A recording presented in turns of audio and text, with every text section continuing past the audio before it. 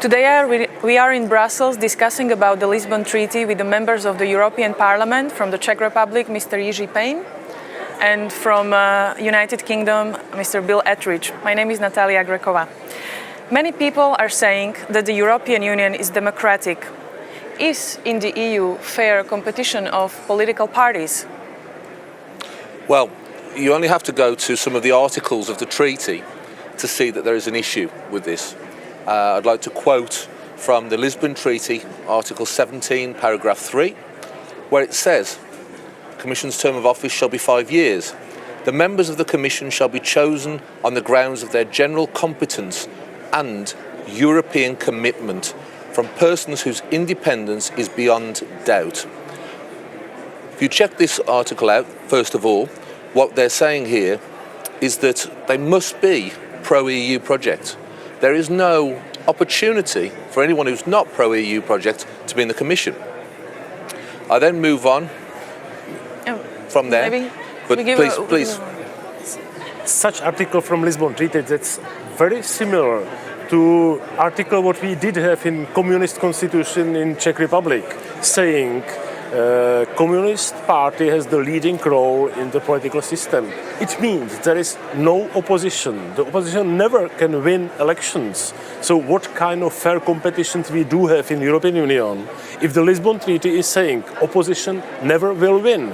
Yeah, and this is added to in Article 4, where in 4.3, the Member States shall facilitate the achievement of the Union's tasks and refrain from any measure which could jeopardise the attainment of the Union's objectives. So again, it doesn't matter what the people say, the representatives on the Council have to go down this Euro-federalist route. There is no opportunity for anything different. What about checks and balances? Is the European Parliament capable to control the European Commission?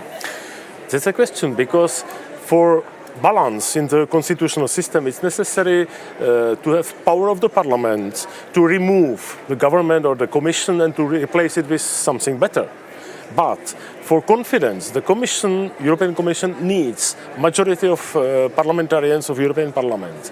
But to replace Commission, it needs 2/3 of parliamentarians.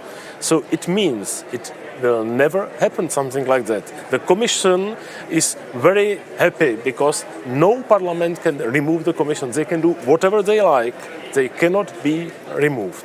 I mean, this is preposterous. It's outrageous. If you can think in a national parliament and you say to the government, you're in power as long as we can not find 2/3 of representatives to vote against you. You never have a change of government ever. And this is exactly why it's written into the treaty, and this is exactly, when people talk of democratic deficit, they don't really see the grim detail that we're highlighting here today, and that I'm so glad that you're pointing out to us. So if the European Parliament is not capable, what about the Council? In the Council there are sitting ministers representing their respective nations. So normally we would expect they are representing opinion of their people.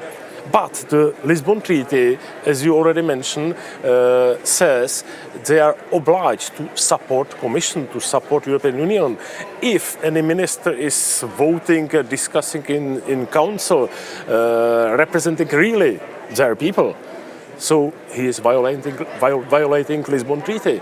So now we can very well understand why Poland, Hungary, Italy or Central Europe are so criticized, because Lisbon Treaty is saying it's obligatory for you to support European Union. That's why we hear over and over again when we sit in the Parliament so many voices raised in outrage saying populist voices, people listening to the mob, people listening to the voters. And it's almost as if that's outrageous. It's almost as if no one should dream of doing that because it's against the EU project.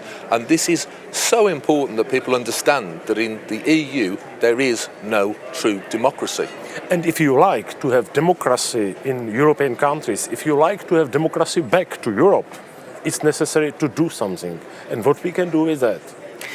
And therefore, if you are not satisfied with the current status of the European Union, go to the website www.thealternative.eu and sign the declaration. Yes, please do. It's very important that everyone gets on board.